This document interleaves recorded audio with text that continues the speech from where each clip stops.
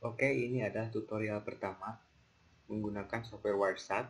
Sebelum lanjut ke tutorial berikutnya, tentu saja kita harus mengenal dan mengetahui tool-tool yang ada di Wireshark. Nah, di sini Wireshark di sini kita bisa download secara resmi di situs resmi dari Wireshark karena ini adalah software yang bersifat freeware ya atau gratis open source. Nah, di sini kita bisa download Wireshark di sini untuk jenis laptop yang kita gunakan untuk Windows 64 atau 32 ataupun kita menggunakan macOS. Nah, kita juga bisa download di sini ya. Oke, di sini saya sudah mendownload Wireshark. Nah, di sini kita open. Di sini akan tampil tampilan pertama Wireshark ya atau interface pertama. Di sini interface pertama ini Wireshark belum melakukan operasi apapun. Nah, di mana operasi ini akan kita bahas selanjutnya.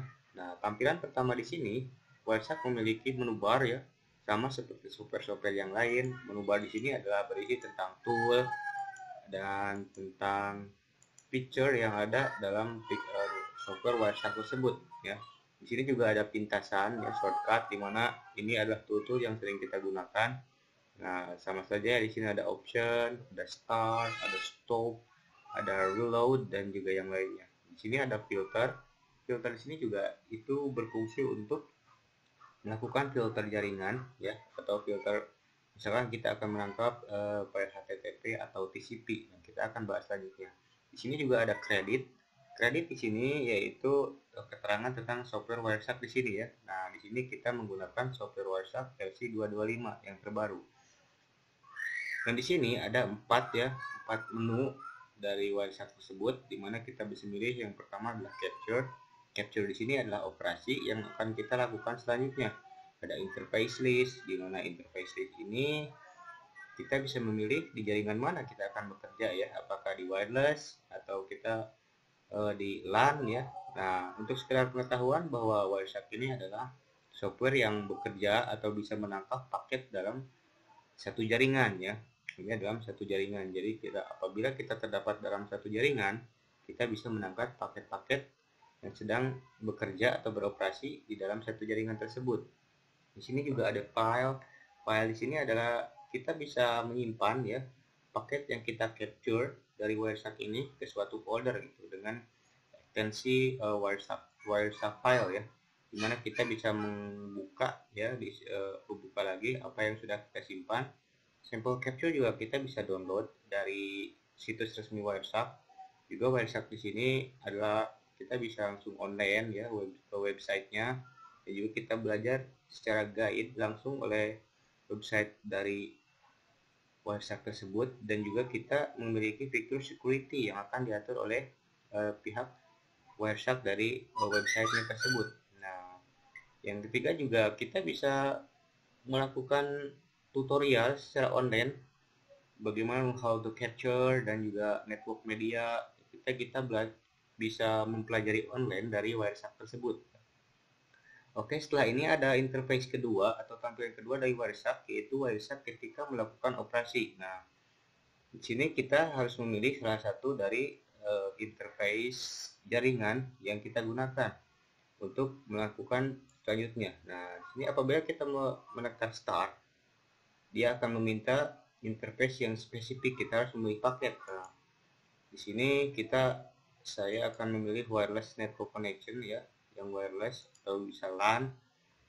Apakah bisa dipilih dua-duanya? Bisa ya, tentu saja. Tapi kita akan bahas selanjutnya. Pertama kita pilih wireless network connection ya. Berikutnya start. Nah, di sini Wireshark akan mulai menangkap ya jaringan atau traffic yang dilakukan oleh Wireshark tersebut. Nah, di mana terus akan menangkap ya paket-paket yang sedang beroperasi dalam jaringan yang sama. Ini adalah tampilan kedua dari Wireshark, di mana tampilan kedua ini juga hampir sama, tapi ini bentuknya operation ya yang sedang dilakukan oleh Wireshark tersebut.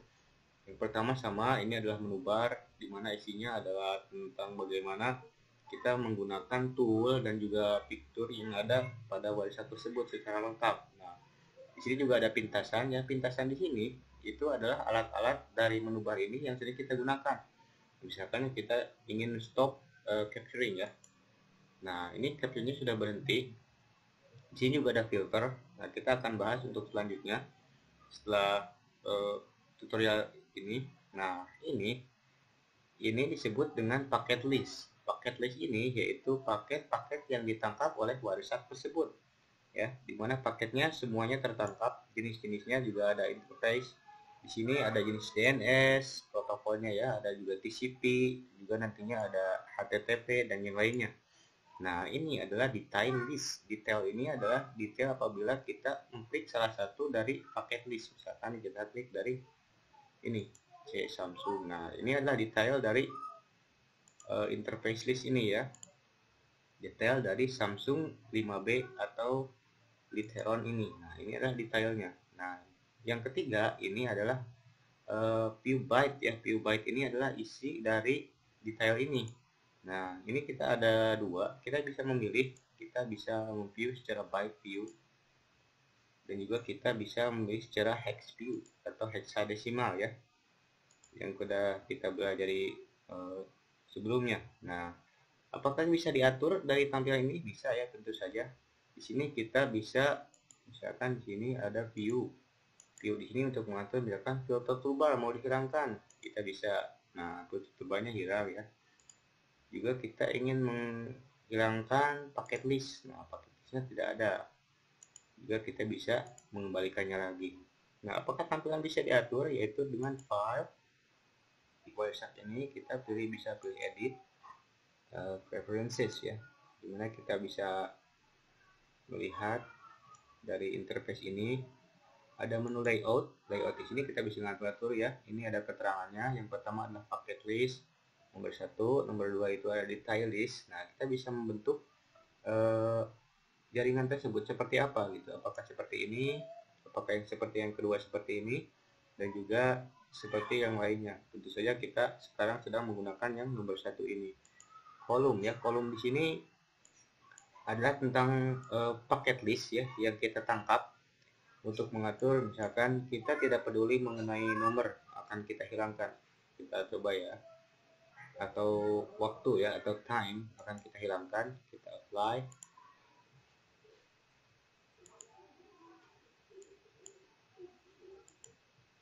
Nah, kita apply di sini, dan di sini waktunya akan hilang. Nah, dan kita bisa mengaktifkannya lagi ya.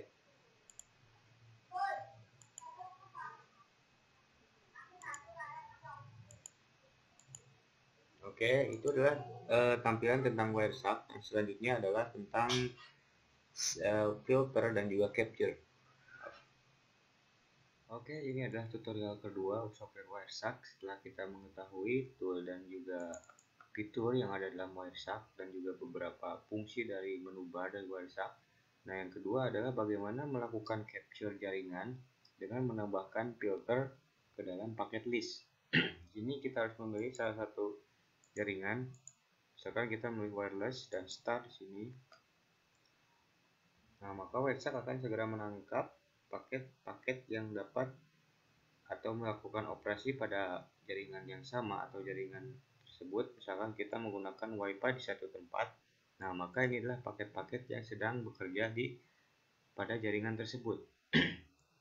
Nah, saya sudah menjelaskan sebelumnya, yaitu bagaimana apabila terdapat beberapa jaringan yang sama dalam jaringan kita. Misalkan ada LAN, kita menggunakan LAN, dan juga kita juga menggunakan koneksi Bluetooth dan yang lainnya.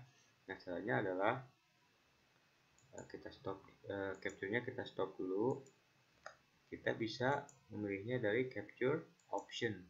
Nah, di sini kita bisa memilih, misalkan ada 4 atau 5 jaringan, kita bisa memilih 2 saja atau 3 saja yang kita inginkan di sini. Nah, apabila kita ingin mengcapture semuanya, kita bisa men-checklistnya di sini. Nah, maka semua jaringan yang kita terdapat dalam jaringan laptop atau PC kita bisa menangkapnya di sini. Nah, misalkan kita akan hanya wireless saja ya. Misalkan kita start. Nah, WireShark akan memberikan pilihan apakah disimpan atau tidak ya. Kita di sini tidak.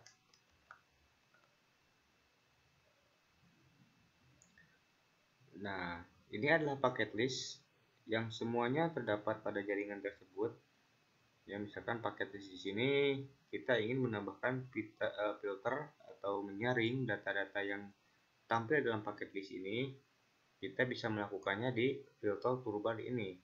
Nah, beberapa kode yang bisa langsung kita terapkan di sini, misalkan kita hanya ingin melihat paket-paket yang berekstensi HTTP ya.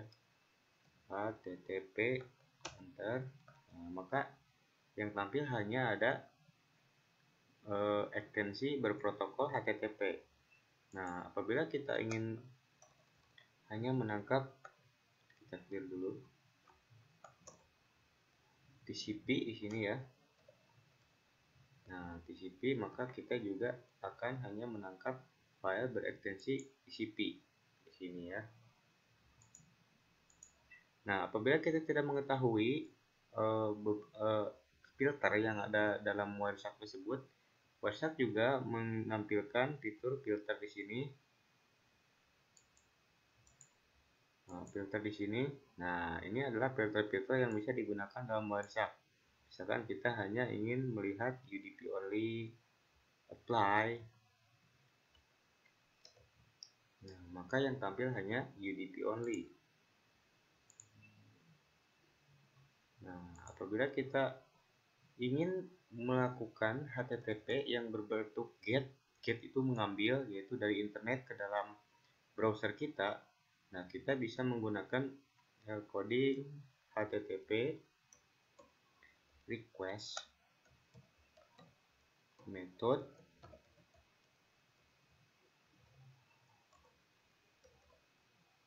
get ya.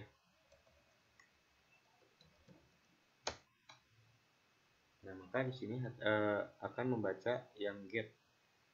Oke. Misalkan di sini kita reload.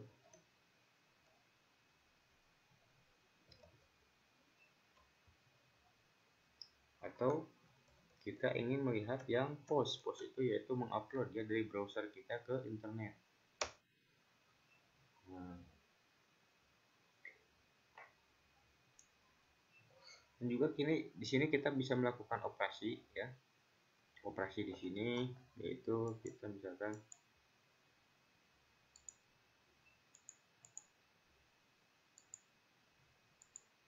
dari expression dari filter tersebut. Kita clear. Nah, expression di sini yaitu kita bisa melakukan operasi-operasi dalam melakukan filter. Misalkan di sini ada and, ada or ya, seperti yang sebelumnya. Misalkan di sini operasinya seperti yang tadi. Nah, ini kita bisa melakukan operasi or atau and dalam filter ini. Sekarang kita copy di sini ya. Kita paste. Nah, di sini kita bisa menambahkan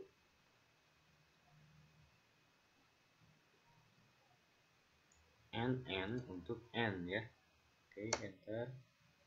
Nah, and di sini dan juga kita bisa melakukan ekstensi or.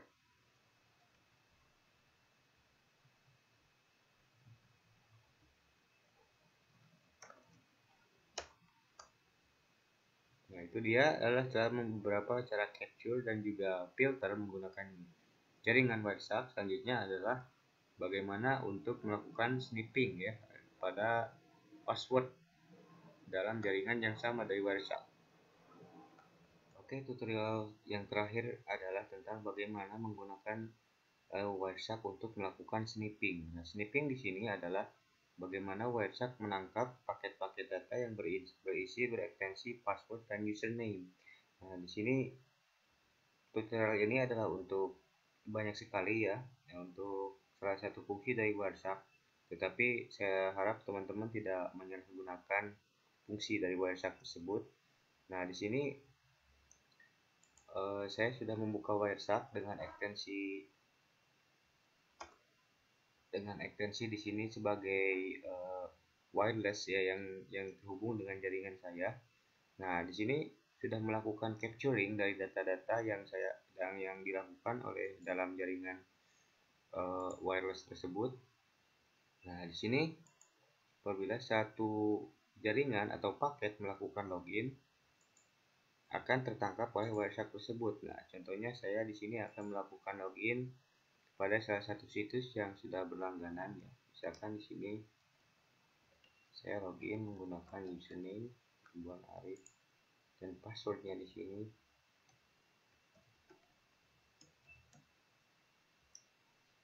Oke, login. Nah, di sini WhatsApp akan menangkap paket ini sebagai ekstensi HTTP. Nah, dan juga di sini dirahasiakan atau tidak visible ya dengan password tersebut. Tapi WhatsApp bisa menangkap secara jaringan dari paket tersebut dengan melakukan filter yang sudah kita pelajari berikutnya sebelumnya, maksud saya. Nah, di sini kita akan melakukan filter pada jaringan di sini karena ini teramat banyak yang ditangkap oleh WhatsApp tersebut. Nah, mungkin di sini kita stop dulu, capture, stop. Nah, supaya paketnya tidak terlalu banyak ya. Nah, di sini karena paket terlalu banyak dengan berbagai ekstensi, ada TCP, ada HTTP. Nah, di sini kan websitenya berekstensi HTTP. Nah, mungkin kita akan memfilter pertama-tama HTTP ya. HTTP. Lakukan filtering. Nah, maka yang tampil pada paket list di sini hanya ada HTTP. HTTP di sini yaitu situs yang memuat HTTP yang tadi yang saya masuk login. Nah, untuk mendapatkan paket yang berisi username and password, tentu saja kita harus mengetahui infonya itu dari aktivitas paket ini apa gitu. Biasanya aktivitas info dari login itu adalah post. Nah, apabila download atau memasukkan file dari internet ke browser itu adalah get. Nah, udah kita pelajari sebelumnya bagaimana melakukan filter pada paket list dengan ekstensi get ya atau info get. Di sini HTTP request method, kalau Anda masih ingat sama dengan ekstensi get ya, atau untuk mendapatkan password kita ekstensi post. Nah, di sini WhatsApp melakukan filter. Nah, di sini hanya berbentuk post ya, post. Nah, di sini kita bisa tahu yang berbentuk post. Nah, di sini kita bisa melihat ini adalah rincian dari paket tersebut. Paket ini berisi bisa berupa byte ya, atau heksadesimal, juga bisa berupa biner apabila kita bisa membacanya seperti ini. Nah, atau apabila kita yakin ada di paket ini, nah kita bisa melakukan follow TCP/IP stream ya di sini. Misalkan di sini kita melakukan TCP/IP stream, follow TCP/IP stream. Oke.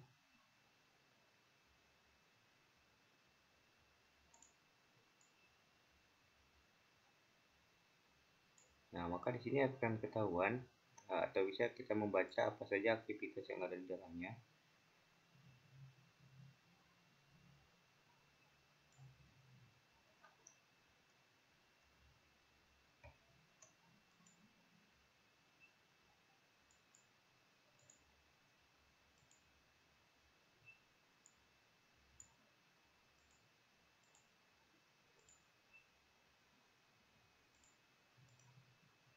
Mungkin kita bisa memilih lagi HTTP dengan berekstensi post selanjutnya untuk menemukan password tersebut.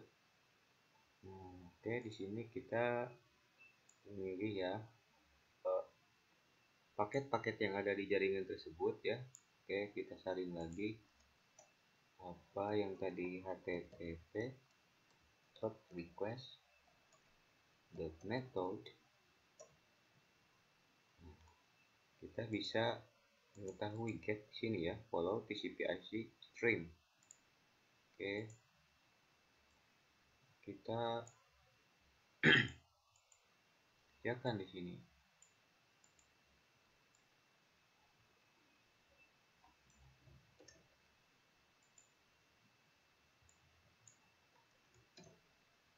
Oke, itu adalah didapatkan di sini. Itu adalah bagaimana mengetahui username and password dari software WhatsApp dengan melakukan sniffing di sini. Nah, itu saja yang dapat bermanfaat. Ini tutorial ini bisa bermanfaat dan bisa digunakan untuk kebaikan dan untuk menambah ilmu. Oke, terima kasih.